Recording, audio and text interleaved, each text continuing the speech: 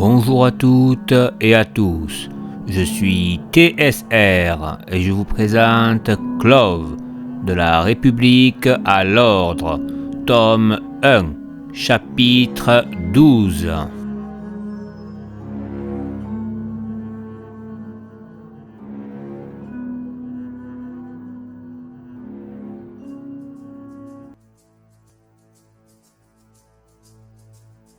Le groupe était rentré au centre galactique.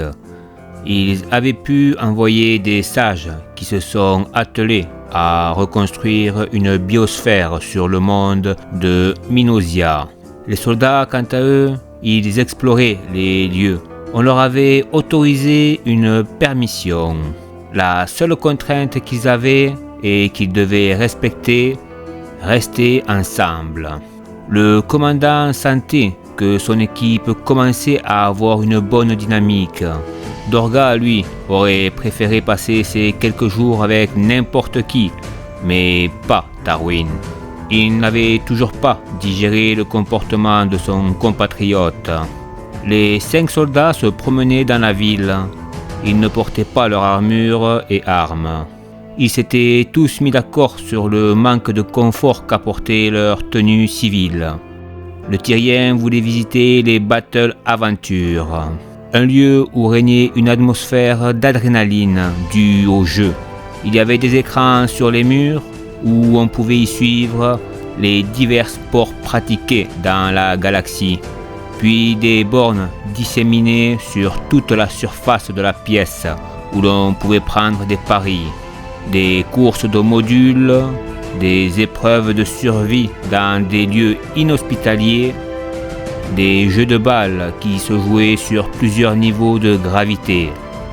Mais Sora venait voir le sport le plus populaire de l'univers, les battles de l'extrême, une discipline qui était pratiquée par d'anciens soldats, mais aussi par des sportifs professionnels. Il n'y avait que des individus qui pouvaient utiliser de l'énergie dans ce type de sport. Les combats se devaient d'être les plus spectaculaires. On y voyait des assauts qui confrontaient des éléments, mais aussi des sorts et autres créations issues de l'imagination des combattants. Sans oublier les corps à corps. Parfois, les combats mêlaient plusieurs de ces disciplines, les rendant encore plus spectaculaires. La fascination pour ce genre de spectacle, bien trop chorégraphié, laissait de marbre le reste de l'équipe. Ils ne comprenaient pas l'engouement du Tyrien.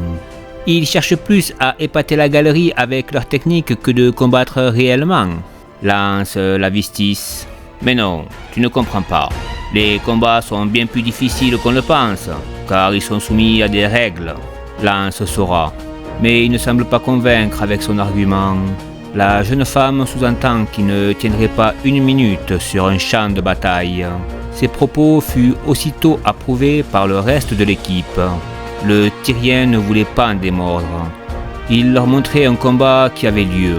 La surface du ring était immense, plusieurs centaines de mètres. Un bouclier protégeait les abords du stade où se tenaient des milliers de spectateurs qui soutenaient leurs combattants. Le match en question était pour la qualification de la zone C de la galaxie d'Aiosikos.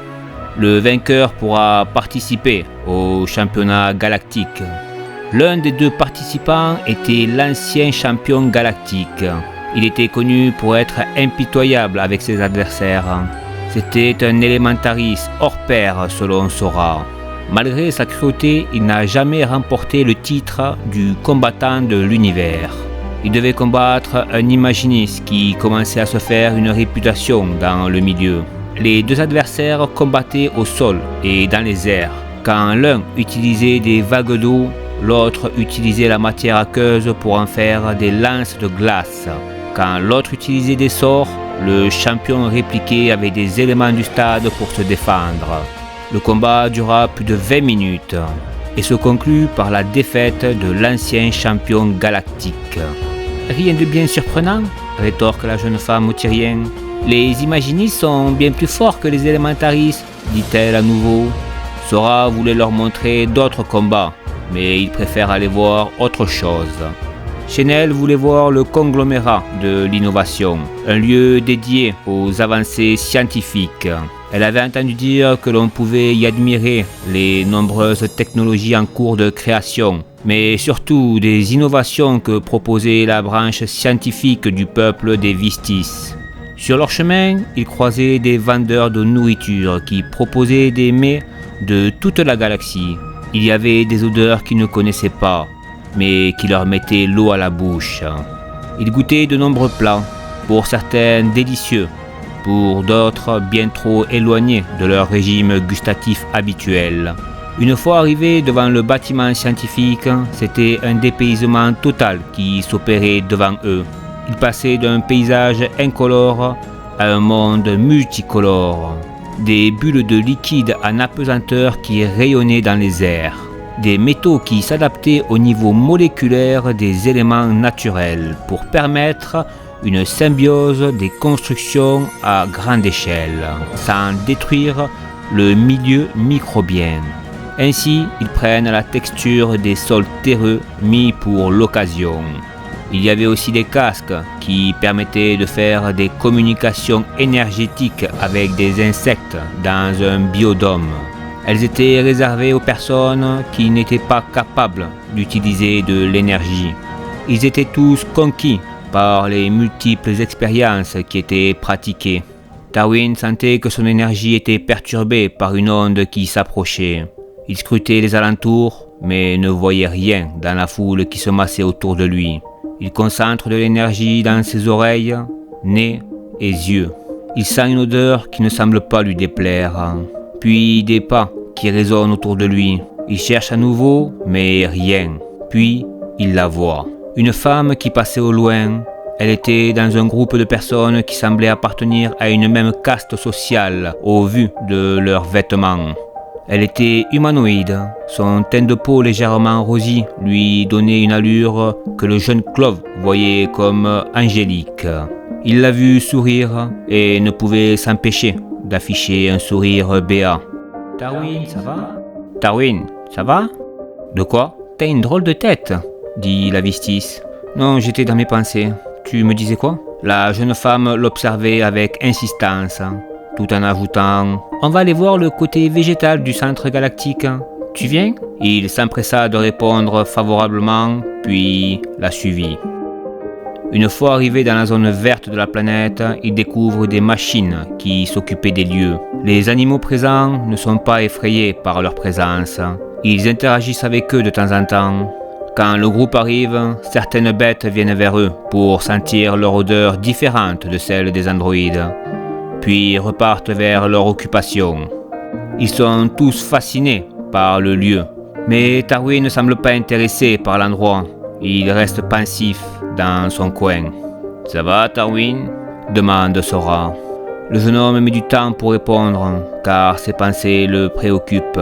« Je sais pas, j'ai senti quelque chose de bizarre tout à l'heure. » Le Tyrien s'inquiète de ce qu'il a bien pu ressentir. « C'était quoi, un ennemi ?» dit le Tyrien. « Je ne sais pas, » reprit le jeune Clove. Le jeune homme ne comprenait pas pourquoi son énergie avait été perturbée à ce point. Cette jeune femme était-elle un ennemi, pensait-il? Alors que le groupe partait de la zone verte de la planète, ils reçoivent une invitation à une soirée. C'est Didrion qui leur a fait cette demande. Une soirée qui réunira les personnalités les plus influentes de la République universelle. Une façon de leur faire découvrir l'envers du décorum du monde politique. Darwin rejoint ses quartiers où il se prépare. Ses deux vassals lui ont trouvé une tenue de soirée sous les mêmes thèmes de couleur de son rang. Valoum, j'ai une question. Le vassal se réjouit de l'intérêt que lui porte le jeune homme sur son opinion. J'ai rencontré une femme qui a perturbé mon énergie. Je ne suis pas arrivé à l'analyser, mais je ne ressens pas de malveillance chez elle.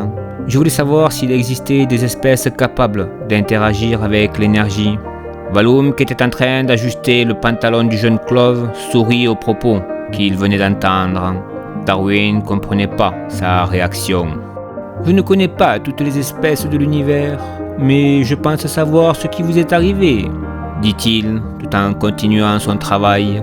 Je ne pense pas que cette personne soit capable de manipuler l'énergie. Je pense plutôt que c'est votre cœur qui vous a envoyé un message.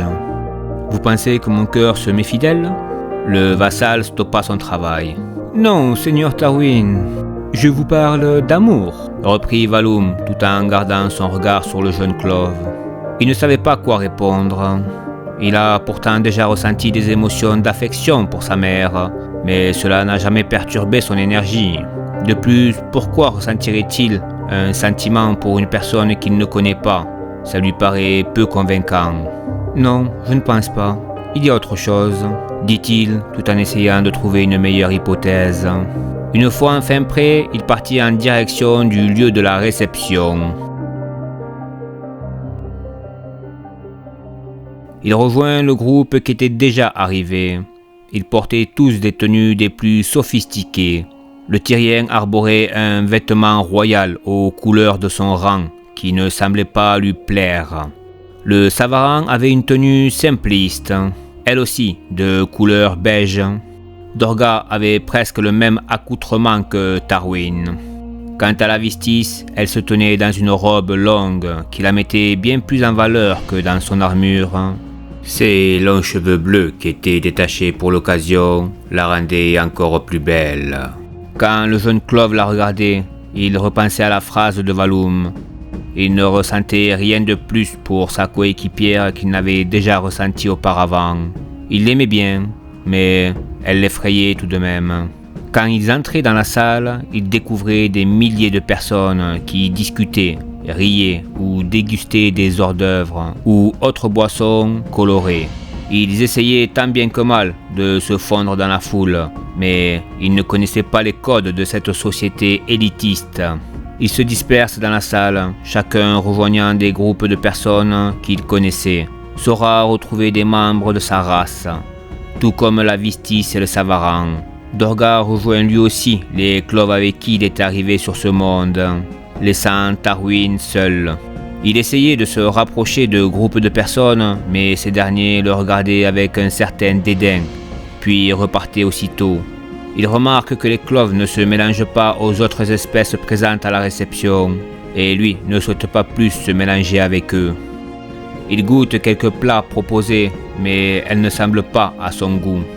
La solitude qu'il ressent lui rappelle son enfance sur Claves, mais bizarrement, il ressentait un sentiment qui ne le gênait pas par le passé, car il s'était habitué à sa nouvelle amitié avec ses coéquipiers.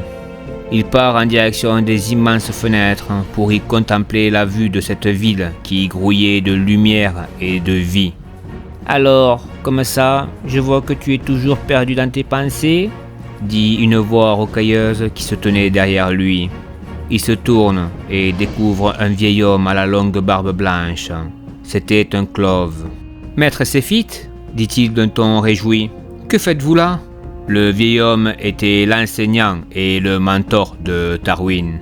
Il était le seul qui ait accepté de le former durant sa jeunesse. Il avait un profond respect pour lui. « Je suis venu voir de vieilles connaissances et par la même occasion, voir mon ancien élève. » J'ai tant à vous raconter que je ne saurais pas par où commencer.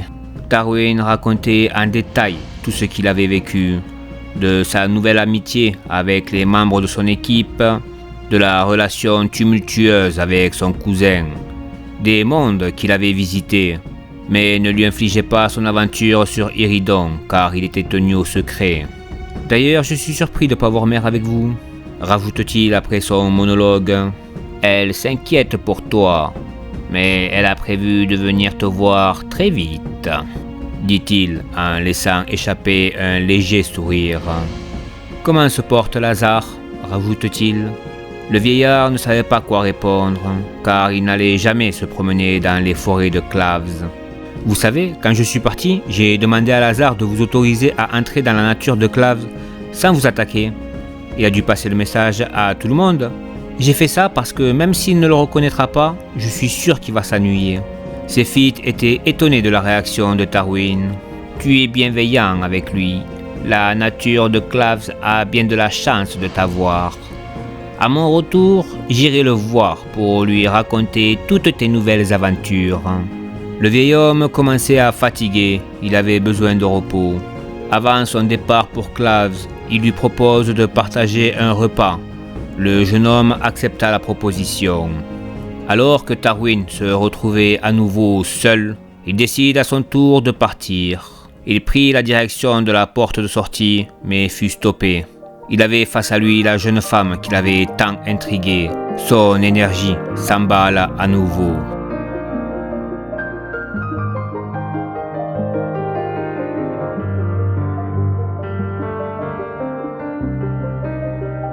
C'était TSR. Je vous remercie d'avoir suivi cet épisode. Je vous dis à la semaine prochaine.